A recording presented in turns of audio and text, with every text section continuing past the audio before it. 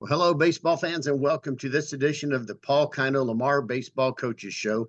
I'm Bill Frawley, and with me, as always, is head Viking baseball coach Paul Kino. Coach, how are you doing today? Good. How are you? I'm doing well. I'm doing well. Probably not as well as you, because yesterday, as we record this, Thursday, the 23rd, I think, was the last day of the school year. Yeah. So, it's bittersweet. You're gonna get a little bit of a break, which, would be nice, but at the same time, you're gonna miss the kids and miss seeing them every day and working with them. So, um, like I said, it's a little bittersweet, it's not loud in here. I'm in the training room right now and, it's not loud. And so, no kids here. All right, all right. Well, Coach, let's talk just a little bit about a recap of the season, however much you want to go into that. You said at the beginning, the first show we did a few months ago, I believe this is a playoff team. They made the playoffs. They beat some playoff teams in the course of the tournaments and the regular season. Just talk a little bit about some of the highlights and things about the season, if you would, Oh, please. like at the banquet, I talked to, and at the banquet, I said that, I was really proud of this team. This team overcame some adversity. And, I didn't want, I was worried about bringing it up because, I'm not bad mouthing any kids, but we had a Sure. couple young men who decided not to play, just decided to go different directions. And, Hmm. and I support them 100%. It's just, they were going to probably have a chance to be pretty crucial pieces to the puzzle, especially on the mound, pitching wise. And pitching dominates the game. If you're good on the mound, you have a chance to be good everywhere. It just Exactly. makes the game so much. And both of them were pitchers besides position players. One was all district last year on the mound. Was 6-1 with a 1.29 ERA. The other one threw some really good ball games as a sophomore. He's a junior this year, and was expecting really high things out of him. Uh, Expecting him to challenge to be a 1 or 2. And when they decided not to play, it really hurt. I mean, so great job for our kids stepping up and facing that adversity because one of them, he was going through in scrimmages and then just decided, hey, I need to work. I can't play. And Hmm. you know, kudos to him for bringing that up and saying that and being a man about saying it. Um, but I was proud of our kids for stepping up and facing that adversity because they could have went, oh crud, we just lost maybe our two best pitchers. This season's going downhill, and they didn't do that. And then kudos to our coaching staff, Coach Goodman, the sophomores that we put on the mound, everybody we put on the mound. But I'm just thinking of the sophomores a lot because they pitched a lot in district. Did a fantastic job. Coach Goodman did a great job with them. He's our pitching coach, bringing them along, getting them to mature. Great job with the kids growing up. Great job of the other players supporting those pitchers and playing really well for them, and just playing well for the team. I think it's important you bring that up, Coach. And I think everyone understands you're definitely not bad mouthing anyone when you say this, but the focus is there was adversity. The team rallied around each other, around the coaches. They found a way to overcome. Players stepped up to pitch. And I think it's important for people to realize is baseball season isn't just something that happens. And like you Mhm. said, pitching is crucial. So, and that ties right back to what you and I have talked about a lot on these shows over the years. It's not always about what happens on the field, but it's life lessons. And No, for each most of those definitely. young men to learn that and then hopefully in the future be able to apply it, whether it's this summer, next year, or whenever. No, exactly. I mean, I believe, the game of baseball. I love the game of baseball. It's to me the greatest game out there. Um, at the same time, I believe it teaches us life lessons, and I think we're better for it. I think athletes in general, whatever their sport is, are better for playing sports because it does. It teaches you how to handle adversity. It puts you in adverse situations, and you have to handle them. Are you just going to quit and give up, or are you going to fight and get back up off the ground and find a different way to do it and find a different way to succeed? And that's all about life. And that's what you have to do in life. I mean, you're going to get knocked down in life, and what are you going to do? Are you going to stay on the ground, or are you going to get back up? You're not always going to succeed, so you might have to try a different way and figure things out. And I think that's what athletics helps bring to us, and it teaches us. And I love being a part of that. Definitely so. Well, the season was a success, made the playoffs, beat some playoff teams along the way, whether it was in tournaments or in the regular season of district play and so on. And I think it shows a lot about what the team is made of and what you coaches did to teach them. Any kind of recaps of the games, overall play of the season you'd like to mention? No, I mean, I just I I liked our kids. I liked the makeup of our team. Um, they they they came to play. Hmm. Um, there's a couple games I thought that, I didn't feel like I did a good job because I couldn't get them to be ready to play. There's a couple games I thought that maybe we didn't play our best. And as a coach, I take that on personally. I've got to get them ready mentally to play. Um, and, and somehow I didn't do that. And, one game sticks out and I won't say which game. Right, Because I don't speak badly about any other programs. I respect every right. program that we play. But, there's certain people that I think we're better than. Hmm. And we did not go out and play game two against them the way we, because we beat them game one pretty well. And we did not go play game two very well against them. And it felt like that we're just kind of ho humming, it's going to happen. We'll beat them. Yeah, And, I take that personally. I've got to figure out a way, no matter how many times I told them, I've got to figure out a way that, hey, if we got to play, we got to play the same way every single time we step out on the field. And I felt like I didn't, and it didn't happen very often this season, but just a couple times. And, sure, I feel bad about as a head coach because that's what I take. I take being able to connect with my players and my team. I think that's one of my strengths. So when that happens and I don't feel like I got through to them, I feel like I let them down. So, you know, other than that, I love the season we had. The kids played well. I love the kids that we had. I truly believe it. Not to say anything about any other sports. I think I sure. coached the best kids at Lamar High School. I mean, they're incredible young men, and they make my job easier. They really, really do. So, I just love it. I love them. Well, Coach, it shows. And one thing I want to connect back on with some things you were just saying. I think you teach a lesson of humility. Now, I don't know how many of the guys take it right away or how many it'll catch up with them later and they'll use it themselves. But for you to be able to say on this show, for you to be able to say at the banquet the other night about, hey, there was a game, I made a mistake, however you worded it. I've heard you talk to the players. I've talked to you after games and stuff. And I think you really do teach that lesson to them. And that's a lesson that's important because they might be a hot shot one day and they might be struggling the next or the next season. And so for you Well, to be able to talk that openly, thank you. well, thank you. I mean, I think that if you're going to lead, we're all human beings and we're going to make mistakes. And if you're going to lead, I think kids will follow you or whoever will follow you a lot more when you can say, "Hey, I made a mistake. I screwed up." And, then walking around and pointing fingers or with, Yeah. if something doesn't happen right, you know, hey, and it was, I feel, I talked to my buddy about it and what we were talking about and what you brought up was the pitch I called in the playoffs. The kid hit a triple on. I called the change up and, we've been working the kid away and I just called the fastball in on him and he swung through the pitch and it gave us two strikes. We had two outs in the seventh. We get this kid out, we win the ball game 3-2. And they had a runner at first and second. I went back away with a changeup because that's how we've been working him away all night. Hmm. Got him out, and I went to the well one too many times, and the kid tripled. And I was upset with myself. And I called my friend who I value his opinion a lot, and I called him and that night, and I was like, man, I screwed it up. And we are talking. Dude, he didn't walk him bases loaded. He threw a strike. The kid had a good swing, and the kid hit the ball well. He goes, your pitcher executed and the hitter executed. He goes, that's how the baseball game plays sometimes. You Yeah. know, And there happen to be guys on base and yeah. this and that. And so, He yeah. said, he goes, you call a fastball and the kid hits it. You're going to go, I should have called a changeup. So it's one of Yeah. those things. But I mean, you know, to my kids, I want them to understand you guys played your tail ends off. I was so proud of you. And that's on me. I mean, whether it is or isn't, I'm going to take the blame. I've always said it, when the kids win, Oh, they yeah. get all the credit. And when we lose, I'm going to take all the blame.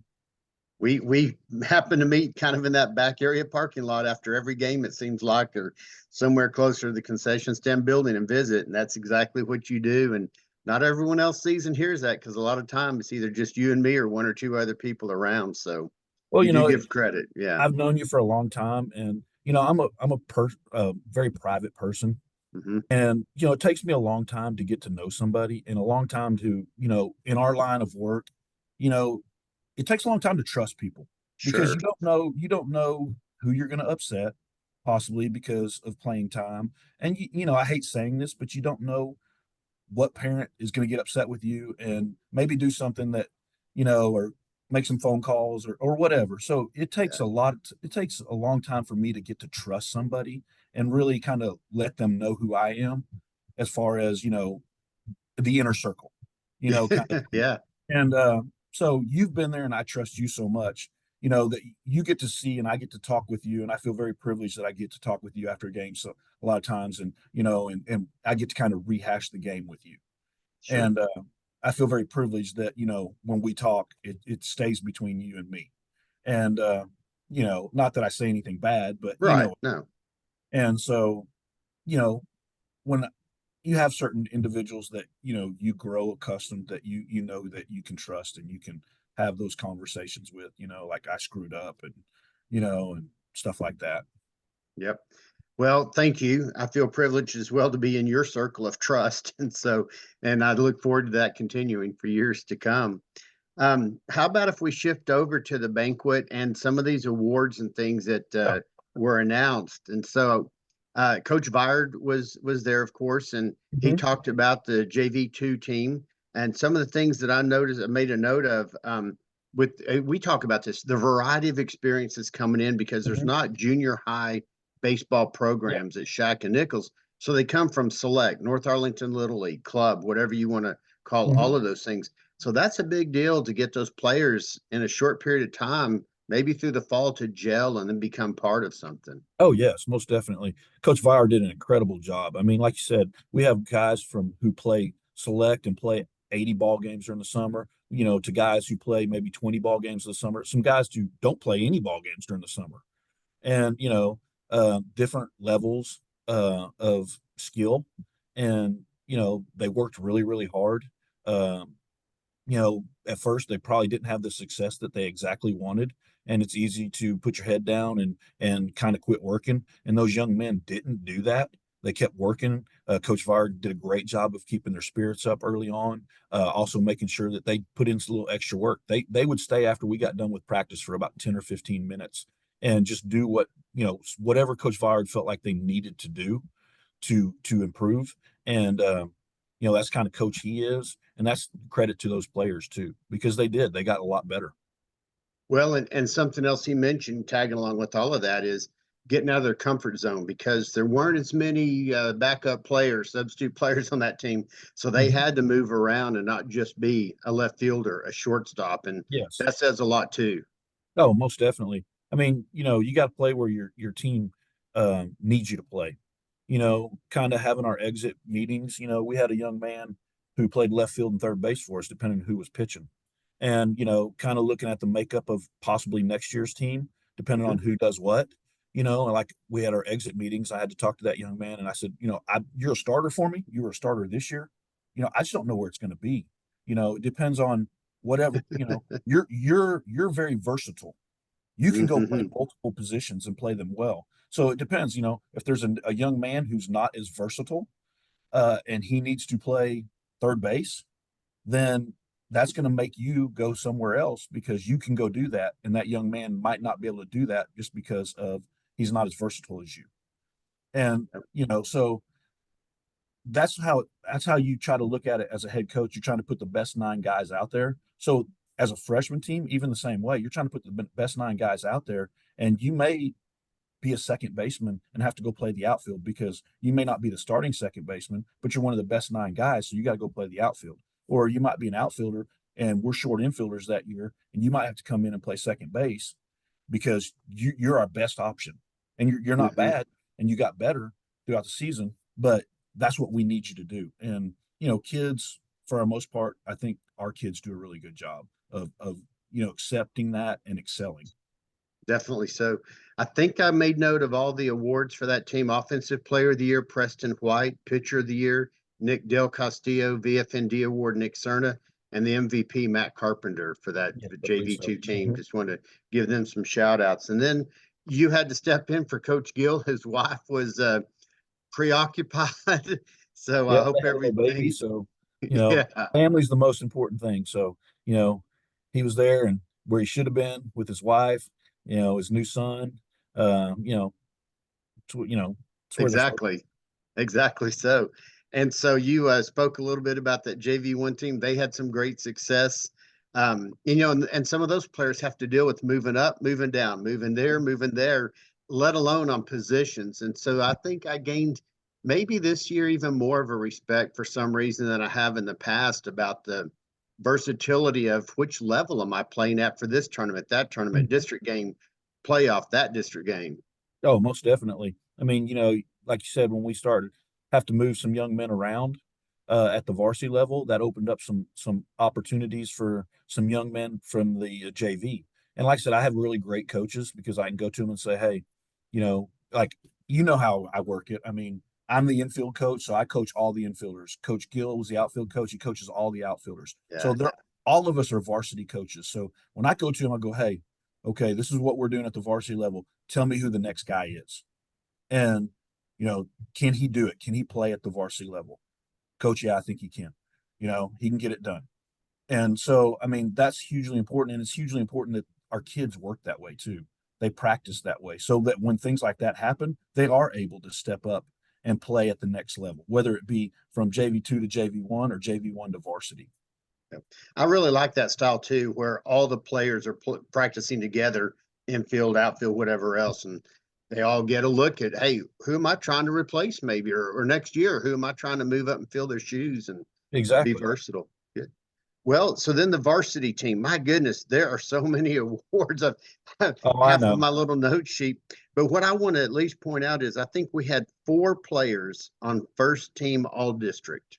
Yes. That's half. I mean, 4.5 would be half of the all district. Tell us just a little bit about how do they get selected for all district?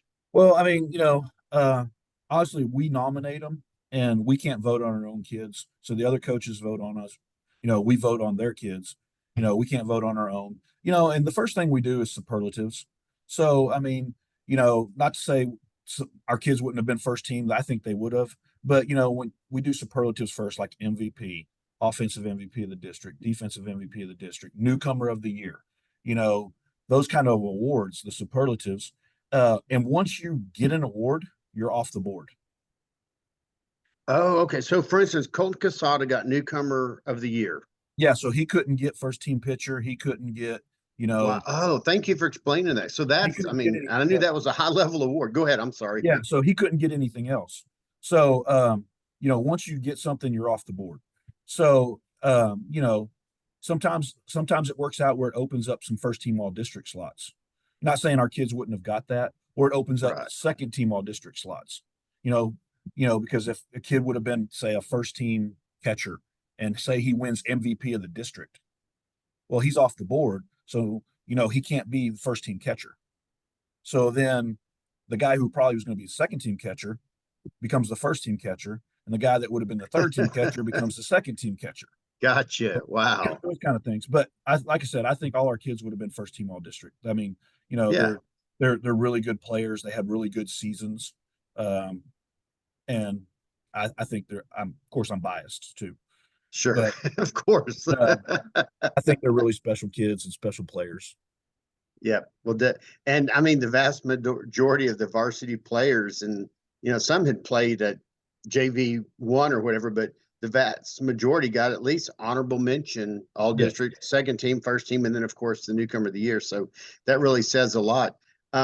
You talked about the seniors a little bit at the banquet, Mhm. and a couple of notes that I made were that you said they were leaders and Mhm. that they demanded from their teammates. Do you want to expand on that just a little bit? Because I think that's Well, I mean, impressive. something that Coach Goodman and I talk a lot about with the kids. I mean, and I've seen a lot of different quotes.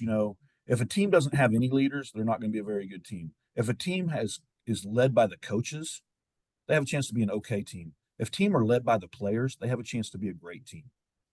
Um, you know, because we can yell, you know, we can demand so much as coaching staff, but the bottom line is that they they're eventually going to tune us out.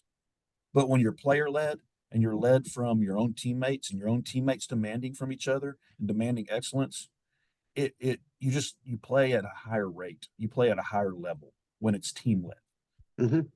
And And that, so, oh, go ahead. Yeah. go ahead. No, go ahead. And I say, well, that's that peer effect, if you will, to where you and the coaches have instilled what's expected. Then they're saying, guys, we're expecting this of each other. We're not just trying to satisfy the coaches, but let's gel and work together for our It's, team. it's telling you it's that important to you There you as an go. Yeah, individual that you want to do it at that level.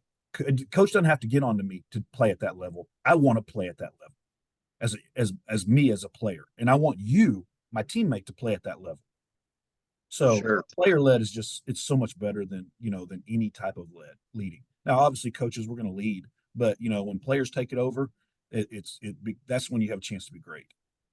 Then you And I have think a whole bunch. Then great you have a job. whole bunch of assistant coaches, don't you? That's not a bad thing. True that. Well, I want to go ahead and run through some of these awards if you don't mind. I'll do it kind of Yeah, quickly, go ahead. but there were some academic all-state players. Cooper Schutte, Wyatt Wheeler, Carson Tresh, Devin Rovell. The Hmm. Odin Award, Jacob Duque, VFND, went to Wyatt Wheeler and Carson Tresh. Thor Award, Devin Rovell. Pitcher of Hmm. the Year, Colton Casada. I love this on the defensive MVP. Of course, our center and right fielders, Cooper Bernard and Cooper Schutties, and you dubbed it the no-fly zone. I Yes. love that. It's like, hey, a fly ball's pretty much an automatic out. And I Oh mean, yeah. and again, it's not just those routine balls. Those guys were tracking balls down, sometimes laying out completely. Oh yeah. And I think sometimes once in a while even double checking the glove. Is it there? But they did a great job. And of course, the offensive MVP, Jacob Greco, incredible Hmm. at the plate. And then the co MVPs, Jalen Humbles and Cade Shryock. Hmm. So, and then I want to really mention, and it was so nice that Ms. Chambers was able to be Oh, at the most award definitely. banquet. But the Painters USA scholarship, and I love that it's player voted on, and that Hmm. they Painters USA asked that they consider these four criteria: competitiveness, team before self, respect, showing it and getting it, and then balances of life with Hmm. baseball and everything else. And of course, the winner of that scholarship, voted on by the teammates, Cooper Bernard. Oh, yes, most definitely. I mean, Cooper is an exceptional person, exceptional leader, hard worker. I mean, nobody plays the game harder than he does. Very intense young man. Uh, so it was very much so that he deserved that award. I mean, it kind of fits him to a T. Definitely. Speaking of him, is there any stat on how many times he got hit by pitch? No, but he might between him and I don't know, you probably remember this name, Taylor Jockers. Yes, I do, from way back, one of my earliest years. Yes, between him and Cooper, it's pretty neck and neck who took the most beanballs. Uh, they both of them are really good when they get two strikes about crowding the plate, and somebody leaves it inside, they wear it and go down to first base. Uh, but Yeah. he was just an accept. Both of them. I mean, this is going back, like I said, but Taylor was an exceptional player, and so is Cooper. I mean, I've been fortunate to be here so long that I've had so many exceptional baseball players come through here and make me look good as a coach. Just you know, I'm lucky, very lucky, and very blessed. Well, it's a two-way street for you, for the program, them for you, and everything. What's going to happen between now and say the fall when you have baseball class, and that's when especially the newcomers, the freshmen or other age levels come in, decide they want to try the game or continue the game? What'll Uh, happen? we have summer conditioning starting on June 10th. It's Okay. Monday through Thursday, and it's 6 weeks long. We take the week of 4th of July off, so it goes for 7 weeks, but 6 weeks of workouts. And we have an hour in the weight room, approximately an hour of an hour of sorry, conditioning, agility work, and Mhm. then we have skills afterwards. So a lot of times, depending on the amount of kids that I get, uh, we'll do a lot of times we hit a lot. So I get to work with them hitting. If we have enough kids, we can go out and we can work situations and do some things like that. Um, but it gives me an opportunity to get more one-on-one with kids. Uh, during the season, I'm with the varsity a lot, so I don't get to get one-on-one with the JV as far as hitters or outfielders, or pitchers, because each position has its own coach. And I coach infielders, so I know all the infielders, but I don't know, like, I don't get to work with the outfielders that much, or I don't Hmm. get to work with the hitters that much beyond varsity hitters during the season. So this gives me a great opportunity to be able to get one-on-one with all levels. And I really relish it and I look forward to it. Sounds great. Well, looking forward to what comes next season already. I love doing football games and Mm-hmm. I really like baseball games too. So I'm already looking forward to next season. Mm-hmm. And let's find some times to do this again, Oh, maybe most once during the definitely. summer, once or twice in the fall, just to keep people updated on Yes, what's happening. I would love to do that. Well, I know you want to say something about the Booster Club because they are I outstanding. have the best booster club in the state of Texas. The Shooties did such an awesome job, and I hate that, one, because Cooper is such a good player, and so is Parker, that they both graduated now, so the Shooties are going to kind of step away a little bit. They'll be around the program, they'll come see Sure. some check in and stuff, but they're going to step down and as Booster Club president, and Mr. Jackson, Brock Jackson's dad's going to take over. And, we got a lot of great people, new people coming in that are board members. And, they're going to continue doing a great job as our booster club has always done. Like I said, Yeah. you can't do it without them. I mean, it's just the way things cost now. And I mean, a dozen diamonds are like not almost $100. So, I mean, uniforms, I mean, ASD does a great job of giving us a good budget, but it's just never going to be enough. It doesn't Yeah. matter what sport it is. It's just never going to be enough. So you got to have a great booster club that, allows you to be able to go get things that are going to make your program better. And I have a great booster club. Well, they are very good at what they do. So many people getting involved and so wonderful to have that support. Well, Coach, anything else to add before we sign off for today? No, thank you for doing everything that you do, Mr. Frawley. I mean, you are incredible. I mean, you're announcing, you do this show. I mean, you're like the voice of Lamar baseball. You are the voice of Lamar baseball. Well, And I mean, thank you, because I mean, you make our program so, I mean, you do. You make our, along with everybody else, you make our program so much better. I mean, I think the experience at Lamar High School when you go to a baseball game is so good. And it's a lot because of you, what you do up in the press box. And I just want to say thank you for it. well, you're welcome. It's my pleasure, and I appreciate those kind words. Well, it's the All truth. right. Well, thank you. And on that note, until next time, I'm Bill Frawley, the voice of Lamar Viking baseball, with head Viking coach Paul Kino saying VFND. Bye, everybody.